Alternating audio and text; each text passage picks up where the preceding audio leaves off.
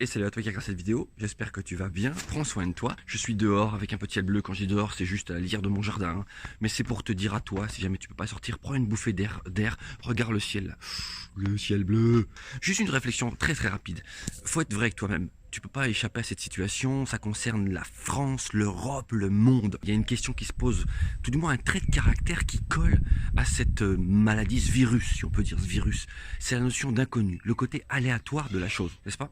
Bon, le côté aléatoire, tu le trouves où? Par exemple, quand tu sors, quand tu pouvais sortir, et que tu sais pas si en mettant ta main sur la poignée, si en mettant ta main à un autre endroit, si en respirant trop près de quelqu'un, si en t'asseyant à côté de quelqu'un, à 1 mètre de distance, tu ne sais pas, c'est l'inconnu, si tu attrapes ou pas le coronavirus.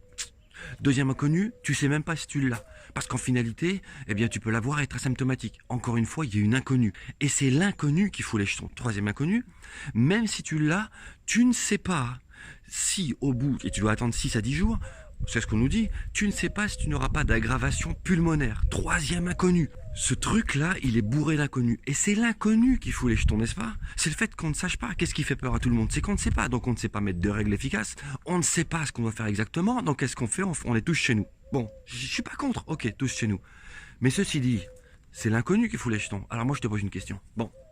La parole de Dieu dit ceci. Attends, je te lis le passage tout de suite. Regarde, Matthieu 10, verset 28. Ne craignez pas ceux qui tuent le corps et qui ne peuvent tuer l'âme, craignez plutôt celui qui peut faire périr l'âme et le corps dans la géhenne. Ce qui fait que quoi? Là, tu as une situation dans la vie physique où tu crains un truc que tu ne vois pas. Tu ne le vois pas, et parce que tu ne sais pas où il est, tu ne sais pas si tu l'as, et tu ne sais pas jusque quand il va t'amener dans la maladie, tu le crains. Par contre, ce que tu ne vois toujours pas, c'est-à-dire ce qu'il y a après la mort qui peut toucher ton âme, ça, tu le vois pas? C'est inconnu? Mais tu t'en fous. Non, mais c'est pas normal. Tu t'en moques. Voilà. On verra bien quand on y sera. Mais jamais par rapport au coronavirus, tu vas te dire on verra bien quand on sera à l'hosto. Mais non, tu vas faire attention à ton corps. Ok? C'est pareil pour ton âme.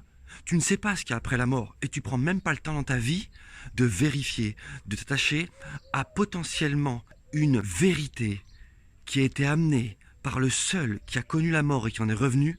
Son nom est Jésus-Christ. Tu ne t'y attaches pas. Peut-être toute ta vie, tu as rejeté la religion. C'est peut-être le moment pour toi, dans ces moments difficiles, dans ces moments de confinement, de ne pas aller vers une religion. Non, n'y va pas. Bah, de toute façon, tu es confiné chez toi. Mais de trouver en ligne une Bible, de trouver chez toi, peut-être en as une en vrai, une Bible, de te mettre à la lire, commence par le Nouveau Testament, et de commencer à connaître Jésus, Christ, le Fils de Dieu. Lui pourra te rassurer quant à ce qu'il y a après la mort, et ce qui était pour toi un inconnu hier ne sera plus un inconnu demain. Fais-le. Ne laisse pas passer cette période. Fais-le, bouge-toi. Au moins, tu pourras te dire une chose. Écoute, même si à la fin, tu n'y crois pas, tu décides de dire baliverne. Tu pourras te dire, pendant cette période, je me suis instruit et je me suis inquiété pour mon être intérieur. J'ai fait attention à moi. Que Dieu te bénisse.